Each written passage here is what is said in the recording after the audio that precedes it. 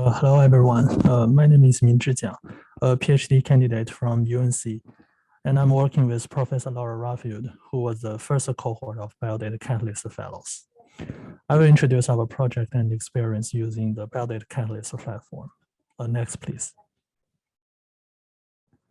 So our project in one sentence is to identify novel inflammation-related loci and distinct the signals using whole genome sequencing data from a large multi-assay group of individuals from NHLBI's TopMed program. In particular, the second bulletin, we studied 21 biomarkers from 12 cohorts, including multiple self-reported race ethnicity groups, and used the TopMed Phase 8 whole genome sequencing data. And this table is a brief summary of each trait. We first performed a standard single variant GWAS, referred to here as our marginal analysis, and then performed the sequential condition analysis. It helped us identify 30 genome-wide significant loci for 11 biomarkers out of these 21 biomarkers. Specifically, we identified one novel locus for MMP9, which had not been previously studied in the GWAS catalog as the MMP9 encoding gene locus. Besides, we performed the conditional analysis conditioning on previously identified variants, and there are still some putative distinct signals remaining, mostly at previously identified loci. And so next, I will take signals at MMP9 locus and p-selectin as cell P locus as examples. Next, please. The distinct signal we find at the novel locus MMP9 is this violet SNP. It is an intron variant. It is in very high LD with a coding variant in the European population, this red SNP. So it is possible that this signal is taking an antibody binding effect with no true impact on protein abundance. We know that, we also note that our lead signal is not in LD with another MMP9 coding variant, this navy blue SNP, identified the analysis of relative MMP9 levels from the SOMScan platform in the interval cohort. Another immoderate LD with our lead variant in this locus is an intron variant, the right yellow SNP. Is associated with liver enzyme levels, which suggests MMP9 abundance could mediate this liver-related signal. Next, please. Oh, sorry, I made the animation. So could you complete all of them? So sorry. Yeah, that's enough, I think. So as a cell P locus, which encodes the p-selectin biomarkers, our marginal sequential condition analysis on the left panel could detect 5 distinct signals. After conditioning on known variants from the GWAS catalog, the right panel, there are still distinct signals remaining. And 2 of them are intronic, and the other one is a synonymous variant. And they are all more common in African American than in European population. Though not mentioned in the GWAS catalog for at least a measured p-selectin, we do note that this synonymous variant, this red SNP, has been identified in the interval study using the SOMScan assay platform, which also supports our analysis results. Next slide, please. The components of the BioData Catalyst involved in our research are the genesis-related applications, including the VCF2 GDS, null model, and single variant association testing app. We process the output of this application in the RStudio data cruncher on the platform. And for transferring data from from the high-performance cluster of our university, we use the command line uploader. And for submitting multiple similar tasks, for example, associating testing for multiple traits, we use the Python API of 7Bridges, provided by 7Bridges, I mean. Next, please. Oh, sorry. In particular, for identifying distinct signals of one trait, you can complete.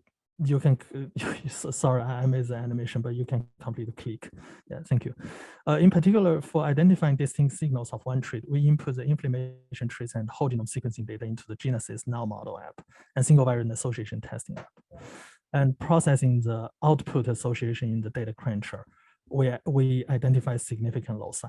And next, with conditioning on the literature reported variants, we evaluated our ability to detect some putative novel loci. Or another part, with sequential condition analysis, we attempted to detect the statistically distinct secondary signals at known and novel loci. And for the part of conditional analysis, it is a kind of iterative analysis consisting of 3 steps. The first is the null model with condition variants, then the single variant association testing, and finally finding tag SNP in the data cruncher. And this tag SNP will be the condition variant of the null model for the next round of conditional analysis. Next, please.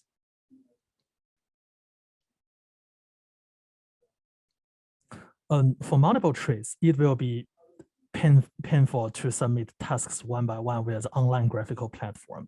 So I choose to use 7bridges Python API to control multiple tasks at one time. We first built a so-called running dictionary, which specifies the traits and the chromosomes of the tasks. Again, submitting the null model task for each trait and each chromosome, organizing the output files also via the API, and submitting the corresponding single variant association testing tasks. And then processing the association output in data cruncher and generating conditional variants and the new running dictionary. And next, using the new running dictionary and conditional variants, we submit conditional null model tasks via API, as well as the single variant association testing. And again, processing the association output until the new running dictionary is empty, which means that no new tasks are needed. We would get all lead signals for each trait, each chromosome, and each locus. So that's the whole steps. Next, please. Oh, I think you need multiple. Yeah, next, please. Thank you.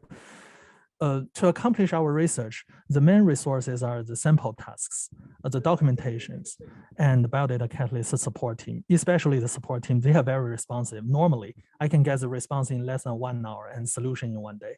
And very amazing, they even answer the questions in non-working hours sometimes. And next, please. Next, please. Yeah, thank you. I have some advice for new BioData Catalyst user and minor suggestions for how to improve platform usability. First, when some applications were updated, something you might never think about would change, including the app name and some app settings, and so on. For example, the name of the null model application was just a null model when I first used it, and one day it was changed to Genesis null model. Besides, the parameter residual covariance was removed.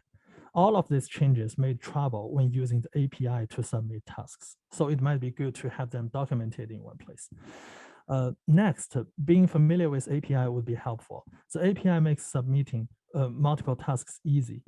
Besides, some of the applications cannot select the output directory, which would mess up the root directory soon after running multiple tasks. So putting this output in proper folders by API would make your root directory neat. And some tasks are good teachers. The sample tasks are good teachers for the beginner.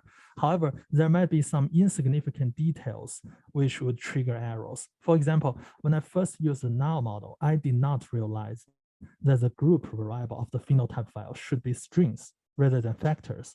It took me several weeks to resolve this error, even with the help of support team. So this trouble should have been prevented if I could check the type of each columns of the sample phenotype file as an example of how to run each job. And strange errors always arise. And I think that the support team helped me a lot when those most weird errors happened. For example, the naming strategy of the output prefix of the Genesis single variant association testing app. Just with the description, I would not imagine that including the chromosome name would cause job to fail. And the support team told me this trick before I triggered this error. So this is an example. If you name as a below one, including the chromosome 1, you will trigger error and your job will fail. And so you can only name it as the above one. So that's all I want to share today. Thank you very much.